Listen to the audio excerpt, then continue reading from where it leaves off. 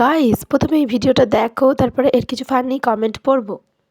তো চলিয়ে শুরু করতে হ্যাঁ। আসো, হৃদয়ের পকেট ফাঁকা করে আমার ভেড়ারও আবার পকেট আছে নাকি?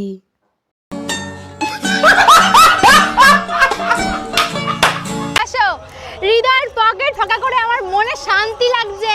তুমি তো দেখছি সবার পকেট ফাঁকা করেই শান্তি পাও, সেটা পিন্টু হোক বা হৃদয়।